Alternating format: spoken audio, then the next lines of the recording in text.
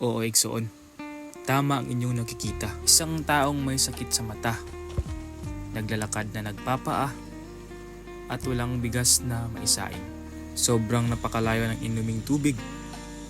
Ang sapin sa paang butas-butas na. Siya pala si Tatay Berting. Tara, samahan niyo kaming bisitahin siya. Naabutan namin si Tatay na nakaupo sa kanyang bahay. Tila ba parang malalim ang iniisip. Binisita ko pala siya kasi may nakapagsabi na hindi daw nag-aaral ang kanyang mga anak. Natuwa naman ako kasi nag-aaral pala. Kaso, ito. Nabilawa. Uy, naman. Isa man yung gamit. Sa grade 3 ko na. Sa grade. Ang sa isa ko lang man. Ito din pala ang bag ng isa pa niyang anak. Kaya sa pagbalik natin ay magdadala tayo ng mga school supplies para sa kanyang anak. Sa aming pag-uusap ay nalaman ko na kahit na ganyan ang kanyang kalagayan, siya pala ay rubber tapper. Mapapansin nyo ay wala dito ang kanyang mga anak at ang kanyang asawa. Kasi sa araw na ito ay wala na silang maisaing.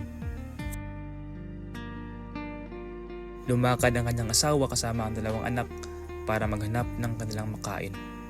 Huwag kayong mag-alala kasi may ipahintulot ako kay tatay na pumasok sa kanilang bahay. Diyan na yung mata ko? Hindi na videoan yung mata?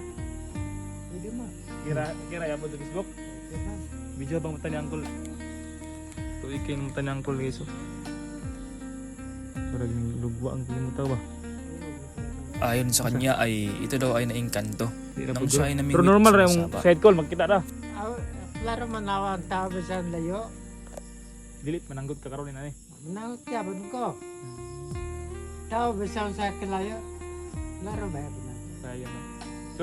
Naging masaya ako sa pag-aaral ng kanyang mga anak. Kaso nakakalungkot ang sitwasyon ng kanilang buhay. Wala yung chinilas, Col. Asa yung chinilas? Gusto ko sana makita ang kanyang anak na huminto na sa pag-aaral. Kaso ito ay nagigib ng tubig pero ang tagal bumalik. Kaya ang sabi ko ay puntahan na lang namin. At nabigla ako dahil si tatay ay walang pansapin sa paa. Pero grabe, ang bilis pa ring lumakad ni tatay. Wala ka, dali. Hangak! Abot kami sa palayong bukid.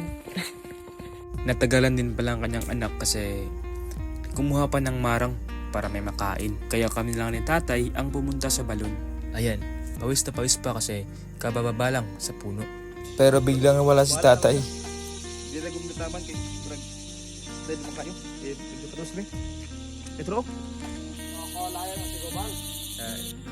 Kasi ako namin listo sa gumahan din. Sa layo na kasi lang balay. Hindi sila tagkaban ng bilang ilim nun. Silan. Niyalapok ko din karon. Stilan kalayo. Yung nakatiktok. Wala di gadahom nga. Inani day. Ano guys? Gaano man kahirap ay pinuntahan ko talaga si tatay para makita ang kanyang iniigiban.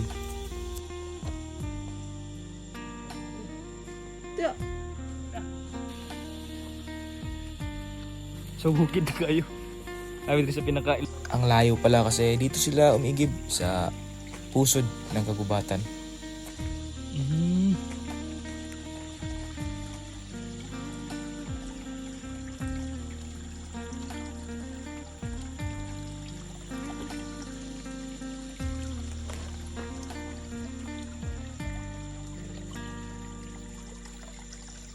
Siya pala si Tatay Berting. Kahit gaano man kahirap ang buhay, ay patuloy pa rin sa paglalakbay. So yun pala mga igsoon, ang buhay ni tatay. Kaya sa pagbalik natin, ay dadalhan natin siya ng mga grocery. Pati na rin ang school supplies ng kanyang mga anak.